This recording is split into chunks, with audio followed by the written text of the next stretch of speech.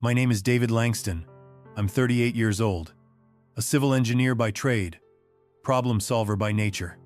I design bridges, dams, highway structures that are supposed to last a lifetime, solid, dependable, just like I thought my marriage was. On the surface, life looked polished, enviable even. We lived in a renovated craftsman home in Boulder, Colorado, with mountain views in every direction. Our two kids, Lena, 14, and Jamie, 9, were healthy, smart, and full of life. My wife Sabrina was everything. People admired warm, confident, effortlessly beautiful. At barbecues and school fundraisers, we were that couple. We held hands, finished each other's stories. Everyone assumed we had it figured out. And for a long time, so did I. Sabrina and I met during my senior year of college. She was the kind of woman who walked into a room and made it brighter. A photographer with a soft laugh and an eye for beauty where others saw ordinary. I fell fast.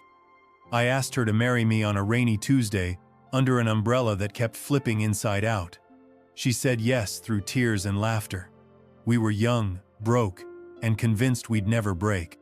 15 years later, I'd built a career. She had her own studio. We had a family calendar, so packed with soccer games, client meetings, and weekend hikes, it could pass for a military schedule. But it worked. We were a team. Or so I thought. Every night I'd come home to the smell of dinner on the stove and music playing softly from the kitchen speaker. She'd greet me with a kiss on the cheek. The kids would yell, "Dad!" like it was Christmas morning. And I'd feel like the luckiest man alive. But here's the thing about perfect lives. Sometimes they're just perfectly staged. I didn't see it then, the cracks under the surface. The way Sabrina's smile started to look rehearsed. How she laughed a second too late. I was too busy building bridges to notice one was collapsing right under my feet. It started with small things, barely noticeable, like a draft in a sealed room. At first, I told myself it was stress. Life was busy. The kids were growing up fast. Sabrina had just landed a big commercial project with a chain of boutique hotels travel. Long editing sessions. High expectations. I assumed the change in her was temporary. But change has a way of sticking. She stopped waiting up for me. I'd walk into the house around 7 and find the kitchen dark. Leftovers in the fridge, the kids already tucked in. Her phone was always face down, sometimes not even in the room. And when I asked how her day went, she'd just say, "Tiring," and disappear into a hot bath. The intimacy faded in degrees. We used to share everything, our thoughts, our dreams, the dumb little things that happened at work. Now, our conversations hovered on the surface. Logistics, chores. "Did you pick up the dry cleaning? Lena has a dentist appointment on Tuesday." Her voice was calm, polite, like I was a neighbor, not her husband. One night, I walked into her studio to say goodnight and found her quickly closing a tab on her laptop. She smiled, but it didn't reach her eyes. "Just work," she said. "Almost done." I believed her. Or maybe I wanted to. The truth is, I didn't want to start asking questions I wasn't ready to hear the answers to. Then came the late nights. Editing sessions ran long. The lighting was off. I had to reshoot. The client changed their mind last minute. I told myself she was just passionate about her work. I mean, wasn't that what made me fall for her in the first place? But there was something else, a distance in her gaze, like she was already somewhere I couldn't follow. The kids noticed, too. Lena, always intuitive, started watching Sabrina the way a student watches a teacher they no longer trust. Jamie asked me, "Why doesn't Mom laugh at my jokes anymore?" I didn't know how to answer. I still don't. Something was changing. Quietly, slowly, like snow covering a road until one day, you realize you're completely lost, and the tracks behind you are already gone. The annual camping trip was Sabrina's idea. Always had been.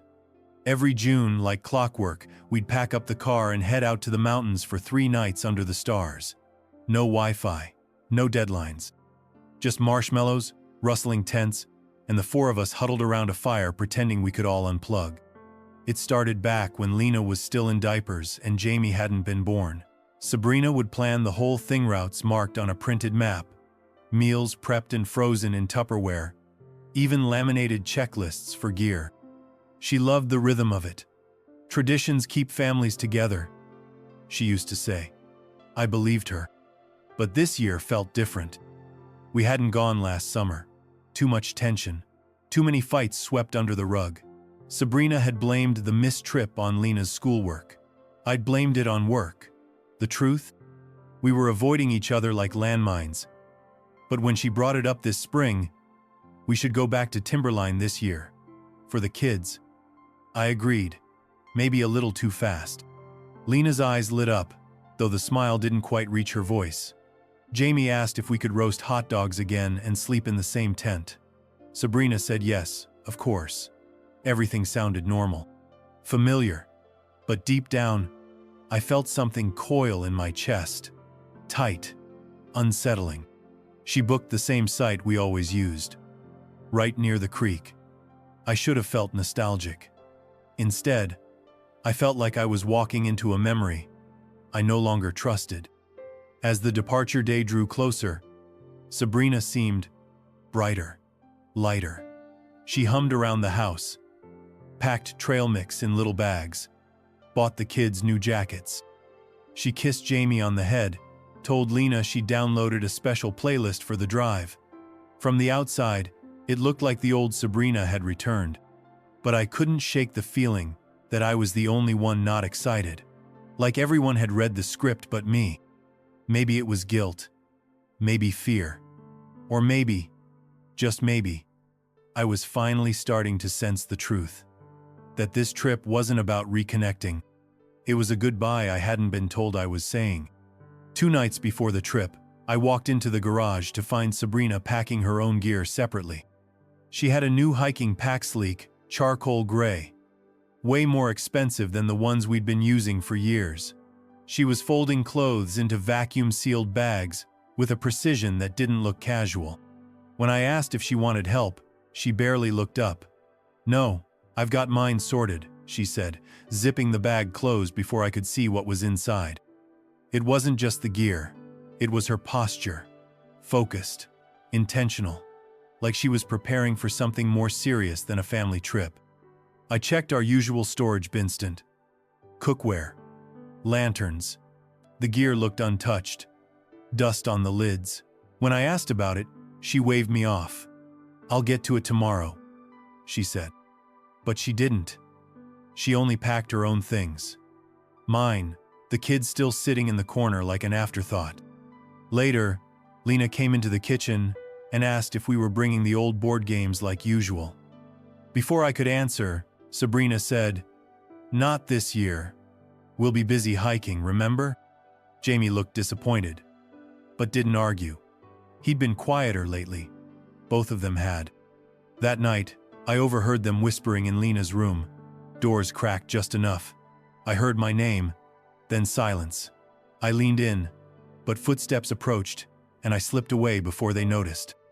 The next morning, Sabrina handed me a list. "Can you grab these from the store after work? Batteries. Extra matches. Zip ties. Rope." "What's the rope for?" I asked, half laughing. She shrugged. "Securing things." I know it sounds small. Innocent.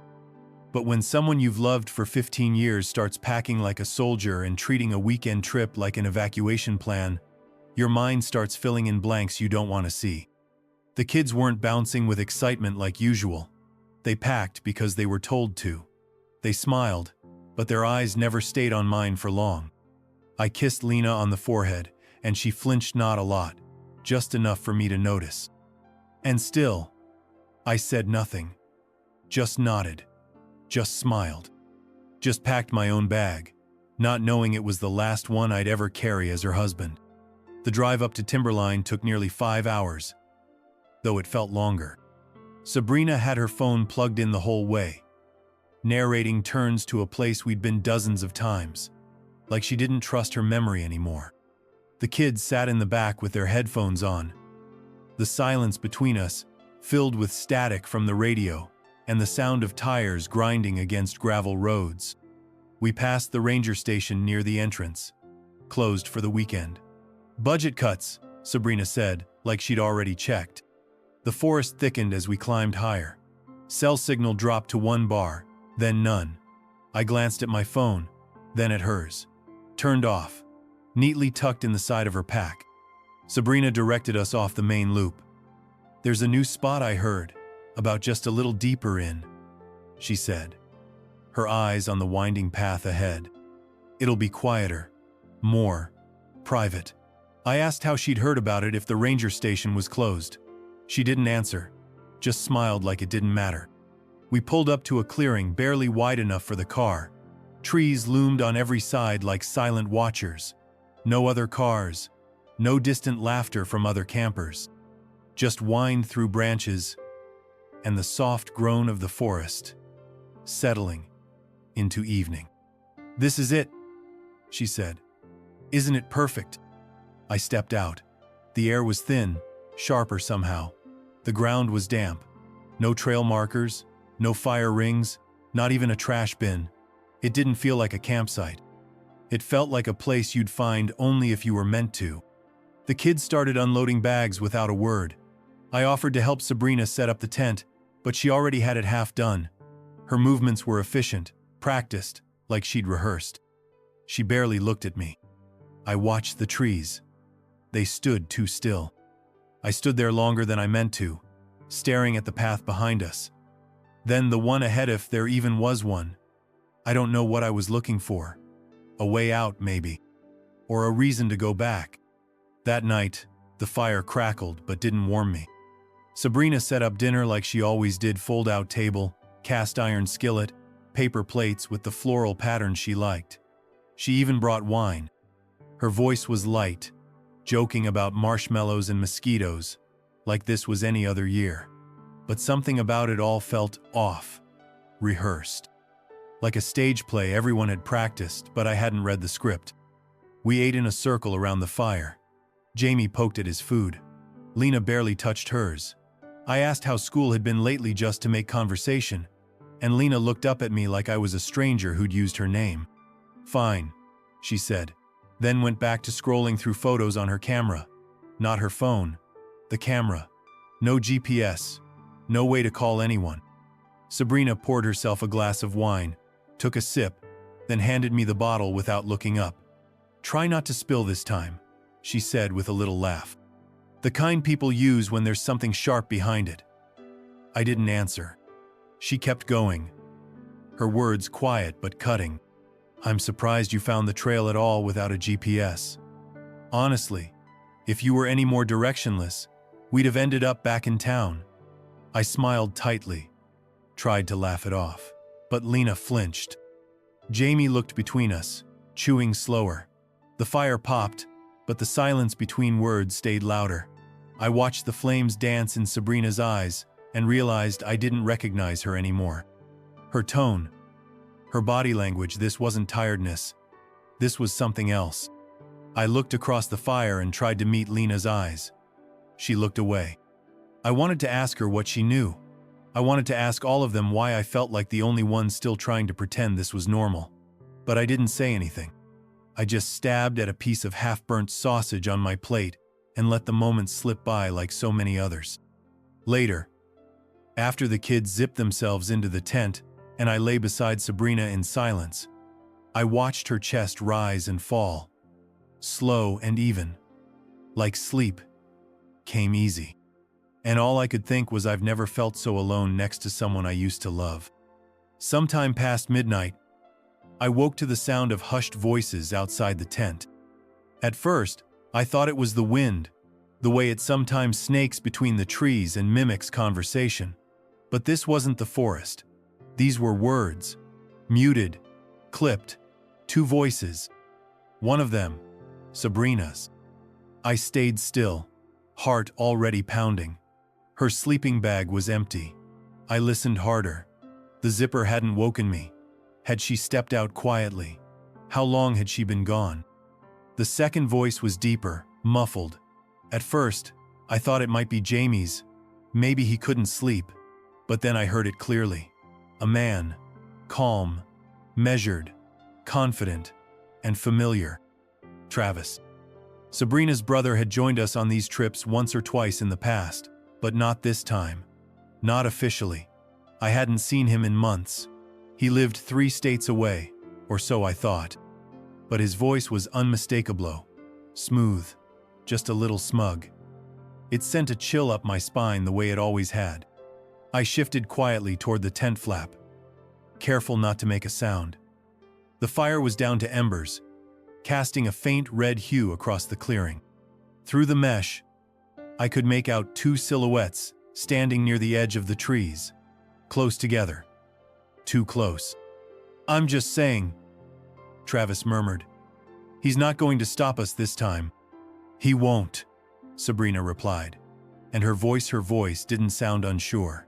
It sounded decided. There was a pause, long and weighted. "Everything's in place," she added. Travis's response was too quiet to catch, but it ended with laughter, low and bitter. Then a rustle, a branch snapping underfoot. I shut my eyes and lay back quickly, heart thundering in my chest. A few minutes later, I felt the tent zipper slide up. Soft footsteps, the sound of a sleeping bag shifting beside me. Sabrina exhaled slowly, as if slipping into a dreamless sleep. But mine had just begun. She woke me early. Too early. The fire was still out. The sky was dim, barely blue. I was groggy, eyes gritty with half-sleep. Sabrina crouched beside me, already dressed in her new hiking gear. She smelled like pine and shampoo and something faintly chemical. "Let's go for a hike," she said, voice light, like it was just another Saturday morning. Just us. I sat up slowly. "The kids? Still sleeping," she said. "They'll be fine. We won't go far." I hesitated, but something in her smile was disarming. Not warm exactly, but composed. Like she was already 6 steps ahead, waiting for me to catch up. I laced up my boots and followed her out of the tent. The forest was still soaked in silence. Dew clung to leaves. The air was cool and smelled of moss and wet bark. She led the way, cutting through the underbrush like she knew exactly where she was going. No hesitation, no trail, just instinct. "Sabrina," I said after a while, "where are we heading?" She glanced back with a smile. "Too perfect to be real. You'll see. It's beautiful." I watched her shoulders, the way they moved loose, unburdened. She wasn't distracted. She wasn't tired. She was serene, peaceful, in a way I hadn't seen in years. But it didn't calm me. It terrified me. Birds started chirping somewhere above, as if the forest was slowly waking. But I felt like I was still in a dream I didn't trust. The trees grew denser. The light dimmed.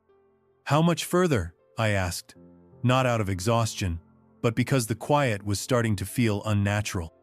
She stopped suddenly and turned to me, her smile never faltering. "Not far," she said. "But I need you to trust me, David. Just for a little longer." And something in the way she said it made my skin crawl. "Not far," she said. "Not far from what?" We had been walking for nearly half an hour, deeper and deeper into a part of the forest I didn't recognize. No trail markers, no sounds of other campers. Just tree stall, ancient, indifferent, and the steady crunch of Sabrina's boots in the pine needles ahead of me. She stopped in a clearing, a patch of open earth beneath an enormous pine, its trunk wide as a doorway. The kind of tree that had survived storms, wars, time. She turned to face me, expression unreadable. "I want to show you something," she said. I was about to ask what, when I felt something slam into my stomach. I doubled over, gasping, more from shock than pain. Before I could recover, I heard the sharp click of metal, and then I couldn't move. I looked down to see a length of chain wrapped around my waist, pulled tight against the tree behind me. My hands scrambled to push off, to twist away, But the second I moved, Sabrina yanked the other end and fastened it with something padlock, carabiner. I didn't know. My back was pressed to the bark. The metal bit into my ribs. "Sabrina," I gasped. "What are you doing?" She stepped back, breathing hard. Her eyes weren't wild. They were calm, steady, focused. "You never listened, David," she said. Her voice wasn't angry, it was resolved, like a verdict had been passed. "I begged you to see me, to see what I needed. For years, I whispered, and you nodded, smiled, moved on, always building something, fixing something, but never me, never us." My hands fought the chain, fingers slipping. "This isn't Sabrina, this is insane. Let me go. What are you doing?" She didn't move, just stood there, staring at me like she was seeing me clearly for the first time. "You said you wanted to reconnect. Well, here's your chance. You always said you wanted peace and quiet." Then she turned and picked up her pack from the ground, hers. The one she'd packed so carefully. No hesitation, no rush. She looked over her shoulder one last time. "You'll listen now," she said. And then she was gone. At first, I thought it was a joke, a cruel one. Sure, but something temporary, a wake-up call, a punishment. I yelled after her, my voice cracking the silence. "Sabrina!" No answer. Just the wind threading through the pines. I twisted, yanked, pulled. The chain held fast. My hands scraped against bark and rusted metal. I looked down. She'd taken everything. Her pack, my phone, the map, the water, even my jacket. Gone. The clearing was dead quiet now. No birdsong, no footsteps, no laughter from the kids. Only the sound of my ragged breathing and the groan of metal every time I moved. "Sabrina!" I shouted again, louder this time. "Sabrina, come back!" My voice echoed, bounced between the trees, and came back hollow. I don't know how long I stood there, yelling her name into the wilderness. A few minutes, an hour. My throat went raw. My hands bled from trying to free myself. I called for Lena, for Jamie, for anyone, but no one answered. That was when the fear started to settle, not like panic, but like cold, slow, creeping, undeniable. She wasn't coming back. Not soon. Maybe not at all.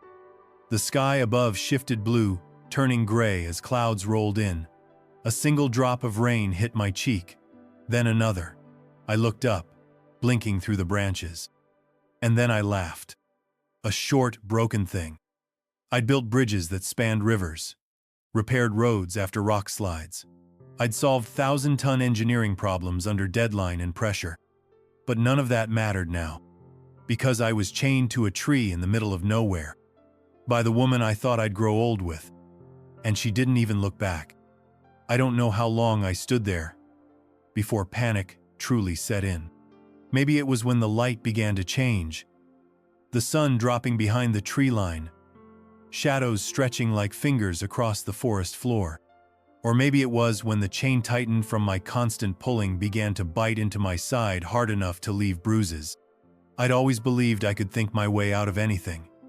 That if I stayed calm, stayed logical, the answer would come. But logic doesn't do much when your hands are going numb and the nearest person who cares is miles away and walking in the opposite direction. I tried everything. Twisting the lock, jerking the chain upward, wedging my boot against the bark for leverage. Nothing worked. The metal was old but strong, wrapped in just the right way to keep me from slipping out or moving far. I could shift my weight from one foot to the other. That was it. My water bottle was still at the campsite. My phone turned off, dead, or gone entirely, was with Sabrina. I had no tools, no food, no jacket. Just trees, just cold. And the sounds, cracks of branches in the distance. Not wind, something heavier. Slow footsteps, animal or person, I couldn't tell. A low grunt echoed on sea deep, throaty, too close. I froze, barely breathing. My eyes scanned the tree line, but I saw nothing. Then a rustle behind me. I whipped around, chain clanking, only to see a pair of glowing eyes disappear into the underbrush. I'd never felt so exposed, so small. My back was against the tree literally, and all I could do was wait, and shiver, and pray. As night fell, the temperature plummeted. I wrapped my arms around myself as best I could, trying to stay upright. My body ached. My teeth chattered. I kept thinking she would come back, that this was some deranged lesson, not abandonment. But the longer I waited, the more I understood. This wasn't a test. It was the answer. The cold brought the memories. Strange how the brain works when your body is on edge. Your mind drifts backward, hunting for clues you missed while everything was still warm. I thought of our wedding day, Sabrina's veil blowing sideways in the wind, the way she looked at me like I was her future. I remember thinking, how did I get this lucky? But even then, there had been shadows, little things. How she never wanted to introduce me to her extended family. They're complicated, she said. How she insisted on handling all the finances. It's just easier, babe. How she once got angry, truly angry, when I suggested we skip a trip because work had me stretched thin. Her voice sharp. You always put everything else first. Don't pretend you care now. I used to laugh it off, tell myself she was passionate, emotional. That was what I loved about her, wasn't it? But over time, the passion turned to control. Suggestions became ultimatums. Conversations turned into one-way lectures. And two let it happen. I rationalized, minimized, chalked it up to stress, to parenthood, to, that's just how marriage works. The isolation came slowly. Friends stopped calling. She said they weren't good for me. My family, too judgmental. She'd whisper. They never liked me. I didn't fight her on it. I thought keeping the peace was love. But peace shouldn't feel like being erased. I thought of the day she deleted a voicemail from Lena's teacher before I heard it. Didn't want to stress you out, she'd said, with a sweet smile. Later, I found out Lena had gotten into a fight defending her brother.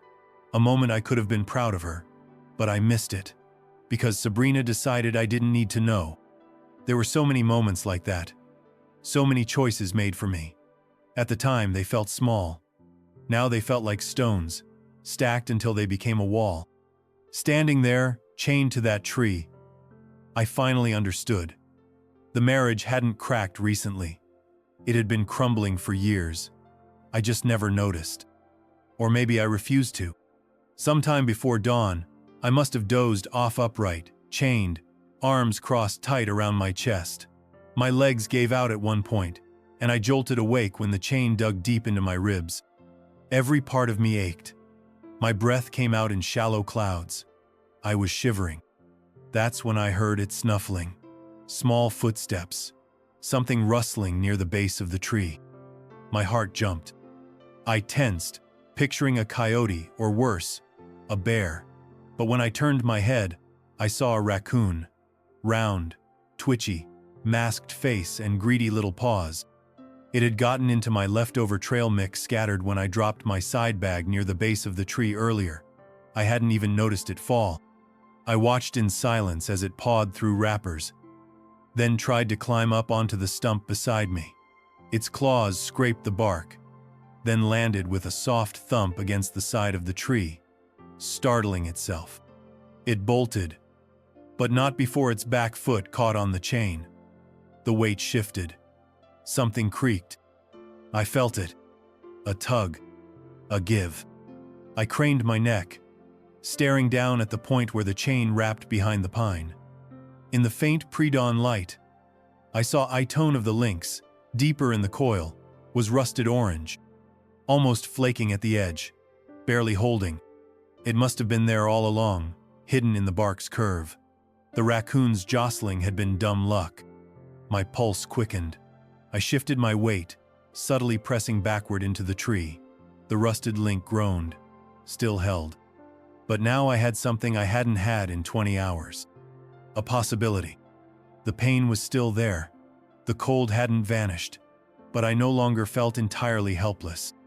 I whispered aloud, "Thank you," to a creature that couldn't hear me and wouldn't care if it did. Then I closed my eyes and waited for sunrise. The sun rose like a cruel joke, blinding, relentless, with no warmth. By mid-morning, the cold was replaced by heat that seeped into my skin and stayed there. The pine needles beneath me were hot to the touch. My back throbbed from leaning against bark that scraped like sandpaper. My tongue stuck to the roof of my mouth. I hadn't had a drop of water in nearly 24 hours. My lips cracked. My skin burned. A dull headache had started behind my eyes and slowly spread, like a fog creeping in through the cracks. No sign of anyone. No footsteps. No voices. The forest was too quiet. Even the birds had gone scarce except for the ones above. Buzzards. I'd seen 2 of them circling early in the day. I told myself they weren't circling me, but by the 3rd time they passed overhead, I stopped pretending. Sabrina was really gone. The kids' god, the kids. Had they watched her do it? Had they seen me chained, heard me screaming her name? Had they helped? I tried not to go there. Tried to believe they'd been asleep. That they didn't know. That they were safe, at least. But the thoughts came anyway. I called out again. Not yelling this time, just speaking. Like I was narrating to the trees. I said my name out loud. I said the date. I said, "My name is David Langston, and I am alive." I repeated it like a mantra. But with each hour, my voice grew weaker. Around noon, I slid to the ground. Legs folded beneath me. The chain holding just enough tension to keep me from lying flat. I turned my face to the side and closed my eyes. I heard buzzing like bees, or maybe it was just the heat ringing in my ears. I tried to remember what day we left for the trip, what day it was now, how long I could survive without water. The answers slipped from me like melting ice. And then, again, I thought about the rusted link. That tiny flaw in the armor. I had 1 shot. But I'd need strength I didn't have yet. So I waited, drenched in sweat, praying for clouds, listening to wings above me, wondering how many days buzzards circle before they land. By late afternoon, the pain dulled into background noise. My limbs were heavy, my lips split, my thoughts fuzzy. But I wasn't delirious, not yet. I still knew my name. I still remembered the rusted link, and I still wanted out. I shifted my weight again, slow and careful, trying not to waste the little energy I had. My foot dragged across something dry pine needles, a half-buried root, and then I felt it. A smooth patch of bark behind the tree, different from the rest. Curiosity overpowered exhaustion. I leaned back as far as the chain would allow and twisted my upper body to look. That's when I saw it. Carved deep into the bark, weathered but still legible, were 5 words. Help. R. L. 2003. The edges were rough, uneven, like they'd been scratched by a stone or a knife in shaking hands. The year stared back at me like an accusation. 2003. Someone else had been here. Someone else had stood against this tree, looked around, seen the same silence, and begged someone, anyone, to notice. My skin crawled. This wasn't a random pine Sabrina chose on a whim. This wasn't just the quietest spot on the trail. This place had history, dark, buried, and probably never reported. Who was RL? What happened to them? Were they still alive? I stared at the carving until my vision blurred. My own fingers itched to write something beneath it. My name, the date, anything to prove I existed. But I couldn't reach. I was too weak, and part of me was afraid to see my own name on that tree, etched like a grave marker. As the sun slid behind the trees, everything turned amber and long-shadowed. That's when the realization hit Minot, sudden but slow, a dripping faucet in the back of my mind that finally overflowed. Travis. Sabrina's brother, her protector, her enabler. He always hated me. I saw it from the beginning, hidden behind polite smiles, quick jokes with a little too much bite. He'd ask questions that weren't really questions. You sure you can provide for her? Think she's really fulfilled just being your wife? Stuff that stung, but I laughed off. He's just a big brother being overprotective, I told myself. But over time, the digs became sharper. At family holidays, he'd bring up my failures before I could. My job loss. The time I forgot Lena's recital. The time I froze during a toast and Sabrina had to step in. He never let me forget my cracks. And Sabrinache never defended me. Sometimes she even laughed. I chalked it up to family dynamics. Figured they were just tight. That maybe I didn't belong. But I was married in. That counted for something, didn't it? But now, chained to a tree with nothing but rusted metal and buzzing flies for company, it felt different. What if it hadn't been spontaneous? What if they planned it? I remembered the whisper I'd overheard. He won't stop us this time. This time, which meant there had been a last time. Had they talked about this before? Had she wanted to leave years ago, but I was in the way? And now, with the kids growing up, money in the savings, a new life waiting, maybe all I had to do was disappear. And Travis? He'd help her, no question. He always did.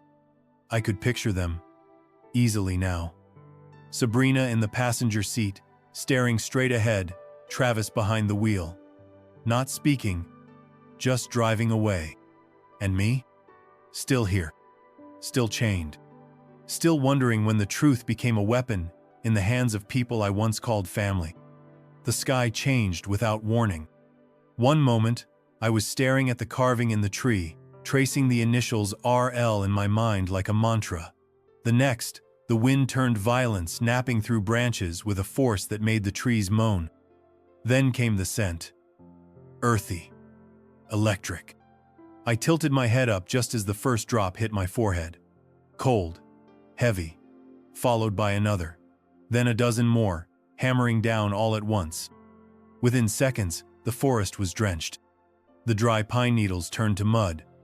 My clothes soaked through, shirt clinging to my chest like a second skin. I tried to shield my face, but the chain wouldn't let me move far enough. The cold was instant deep, like it had teeth.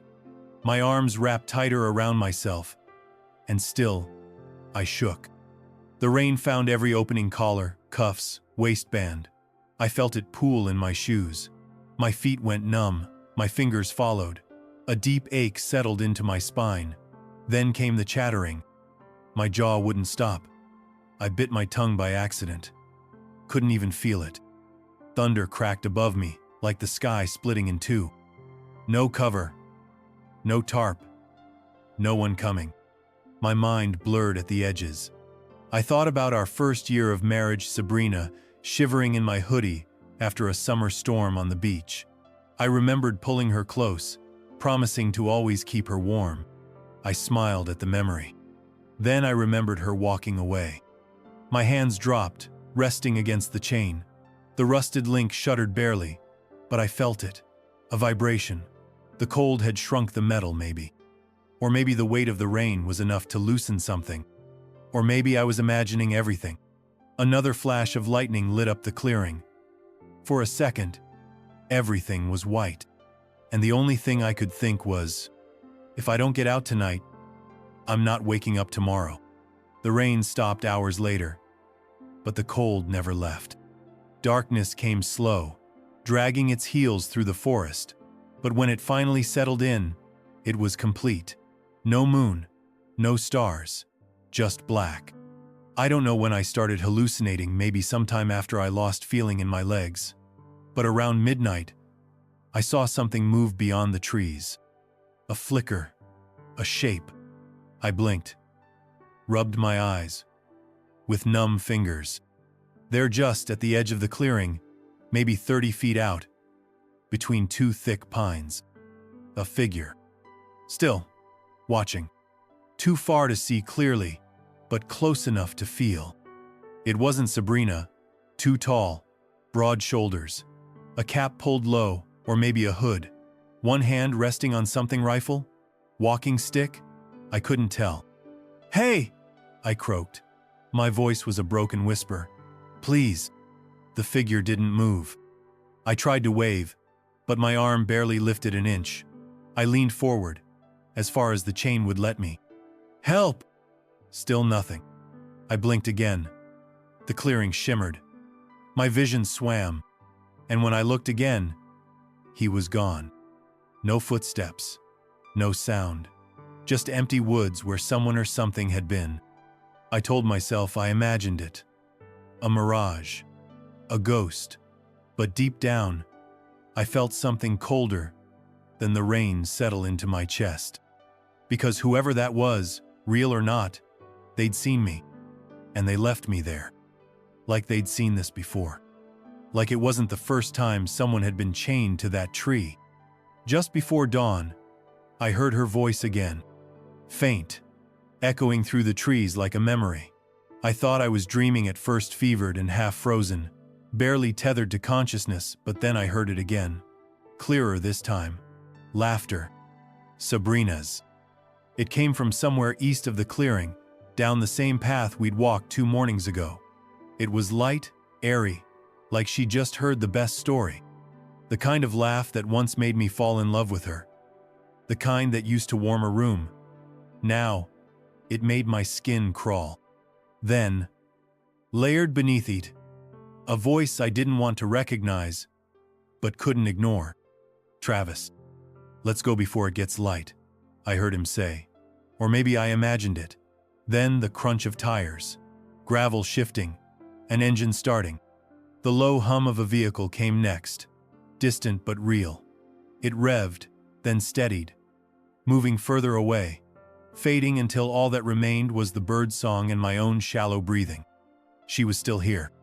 Not far. Long enough to make sure I was still. Still what? Alive? Trapped? Forgotten? I wanted to scream. Wanted to run after them. But the chain held firm, the cold still gripping my limbs like iron. My fingers barely responded. My skin was raw from rubbing against bark and rust. But the sound of that engine lit something in me. A fire I hadn't felt in days. I wasn't going to die here. Not like this. Not on their terms. It took everything I had left. I found a broken branch nearby, splintered from the storm.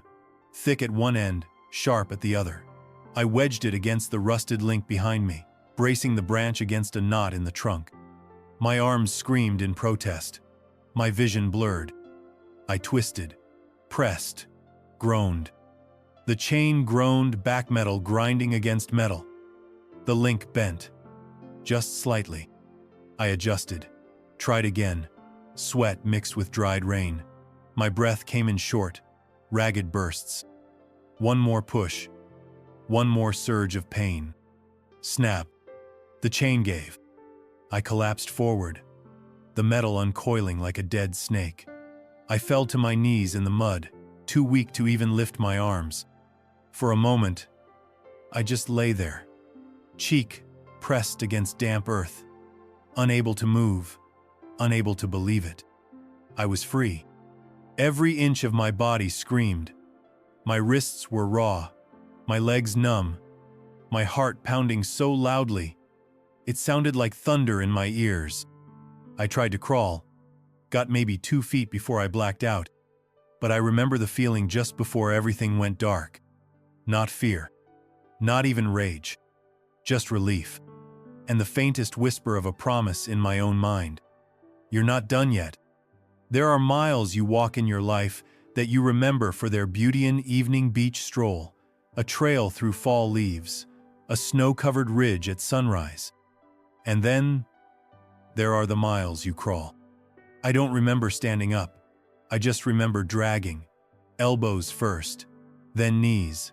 My body was a puppet, strings frayed, movement clumsy and desperate. The trees blurred past me in slow motion. Each foot of progress felt like a mile. Each root and rock scraped new pain into my skin.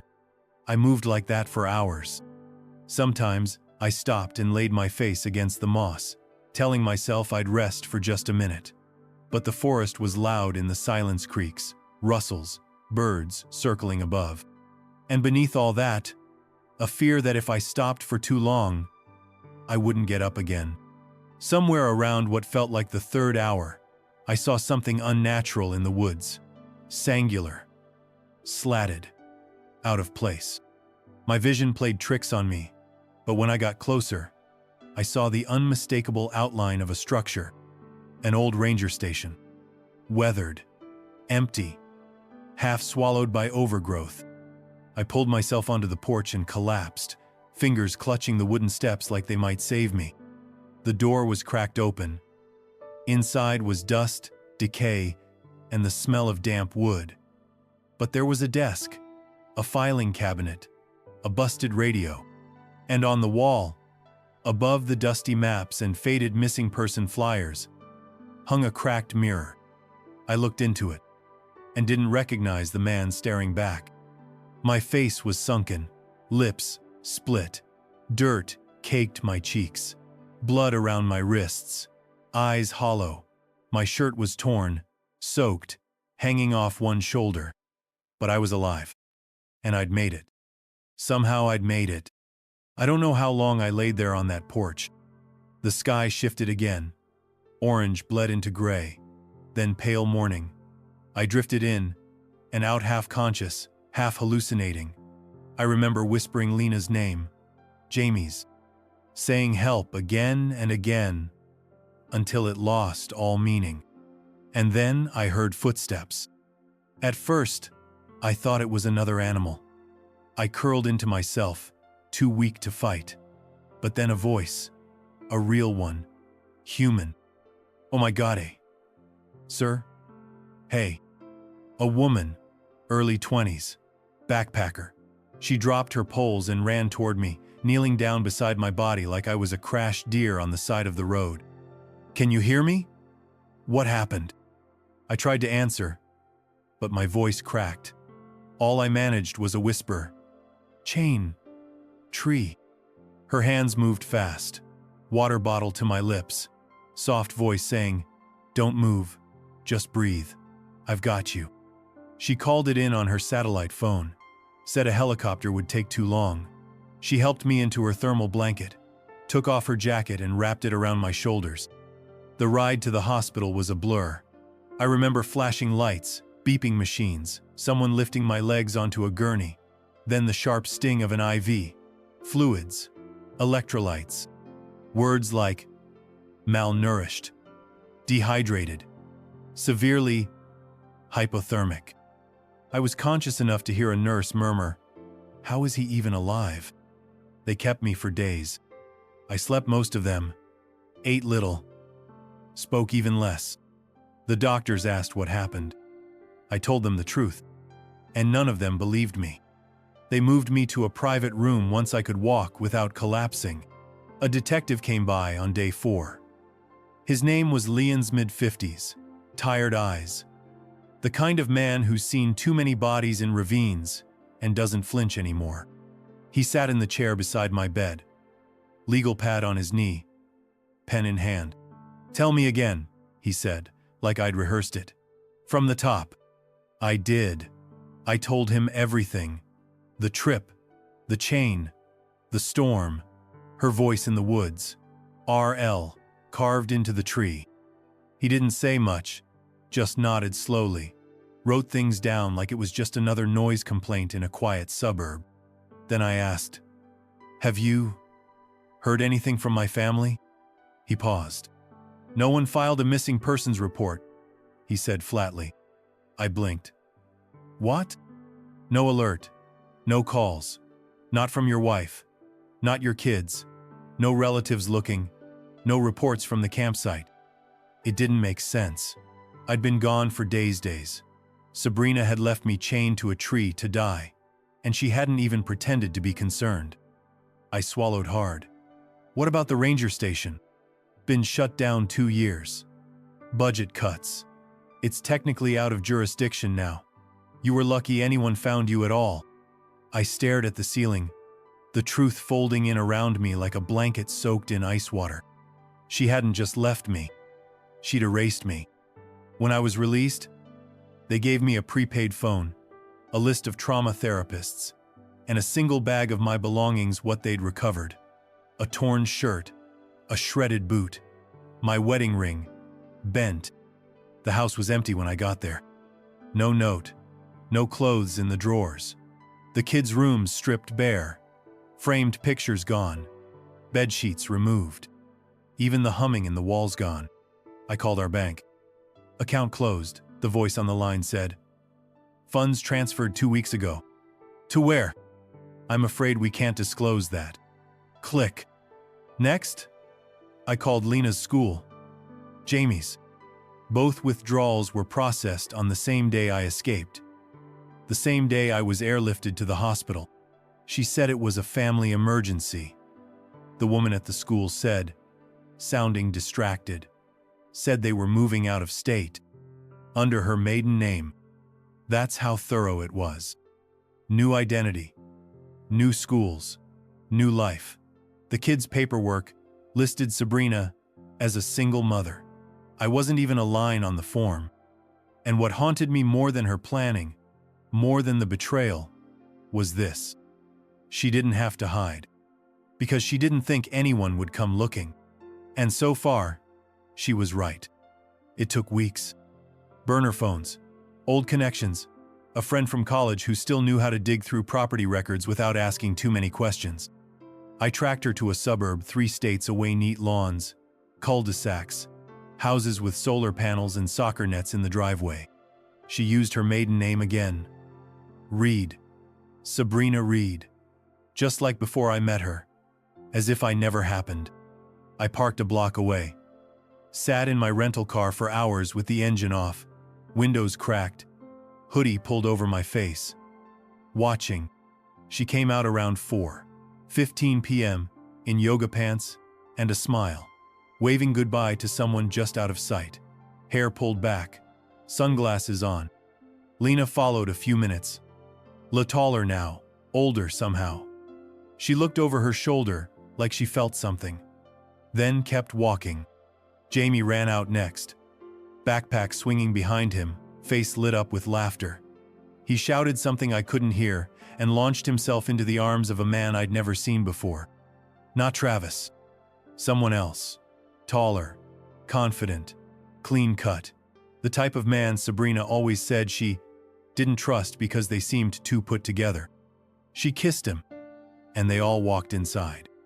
Like a family. I didn't knock. Didn't make a scene. I just sat there, breath shallow, hand on the door handle, watching the life that used to be mine play out behind unfamiliar glass. She looked happy. Or at least, practiced. But it was the kids who gutted me. They laughed. They looked safe. And yet, I wasn't part of the picture. Not a shadow. Not even a ghost. And the worst part? They didn't look like they missed me. I didn't know what I expected. Reunion? Closure? A scream? A slap? What I left behind instead was a letter. I printed it on plain white paper. No return address. Nothing dramatic. Just a quiet envelope with both their names handwritten in black ink. I dropped it off at the school office, pretending to be a courier. The secretary barely looked up. I left before I changed my mind. Inside the envelope, I wrote, Lena, Jamie, I was there. I never left you by choice. I didn't disappear. I was taken. I love you. Every day. Every second. You were the reason I survived. If you ever wonder who I am, if the story you've been told feels off in places, come find me.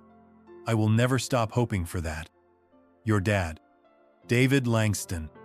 I don't know if they'll read it. I don't know if Sabrina will intercept it, shred it, rewrite history all over again. But at least it's out there. A thread, a truth, a crack in the story she built. And maybe one day, that crack will be wide enough for them to see through. People ask me why I never pressed charges, why I didn't call the news, why I didn't knock on her door with the sheriff beside me and demand justice. I think, at first, I wanted to. I pictured the headlines. Man found chained in forest by wife. I imagined the shock on her face, the arrest, the kids asking questions she'd no longer be able to lie through. But the truth? Some stories are too ugly to survive daylight. No bruises left, no photos of the chain, no forensic evidence, no footprints, no confession. Just me emaciated, rambling, broken, and a woman who'd moved on with a smile, 2 well-adjusted kids, and a new boyfriend in a safe neighborhood. It would have been my word against hers. And she was always better with words. The detective called once, weeks later, said they couldn't move forward without a formal statement. I told him thank you. Then I hung up. That was the last time I spoke to anyone in law enforcement. The law, I learned, isn't built to handle stories like mine. It wants clean motives, witnesses, hard facts. But what do you do when the crime is something quieter, slower? A betrayal that builds over years and ends, not with a scream but with silence? You live with it. You learn to carry the weight alone. You don't get closure. You get distance. And sometimes, that's enough. I moved to Utah 6 months after the hospital released me.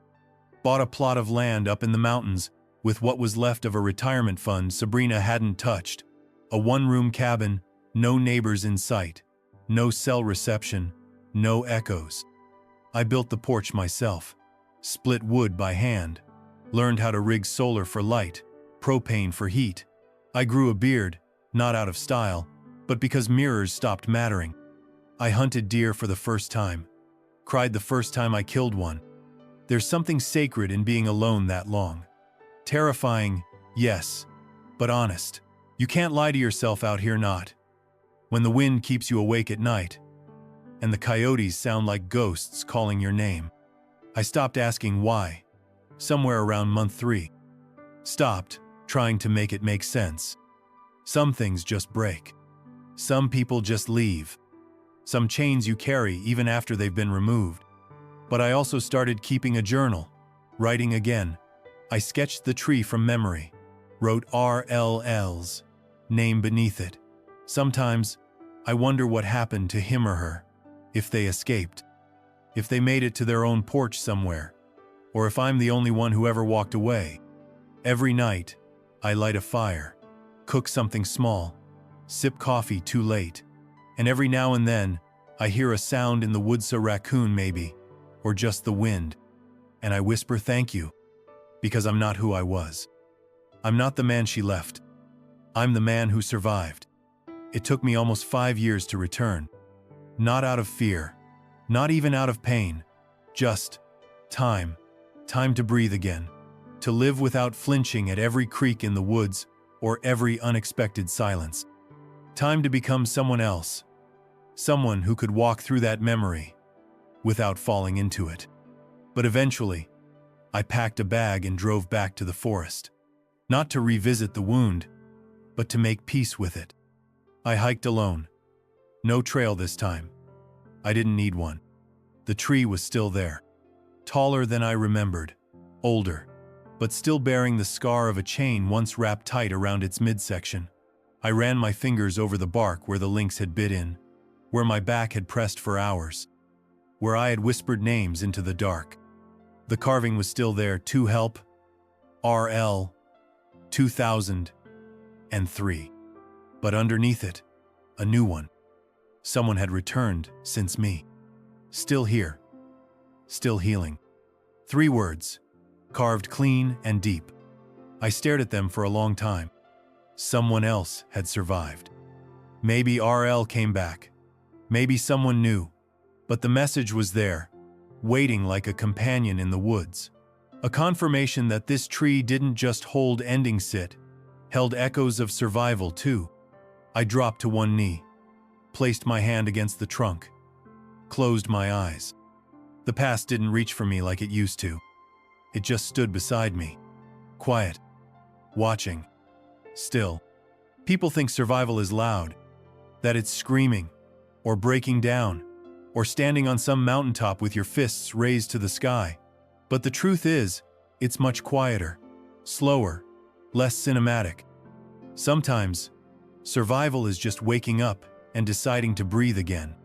She chained me to a tree to forget me. But I remembered everything. I remembered the way her voice changed over the years. I remembered my kids' laughter the last time it was real. I remembered the creak of bark against my spine, the feel of rust digging into my ribs, the way the stars looked that night, too big, too far, and somehow still beautiful. I remembered the moment I broke free.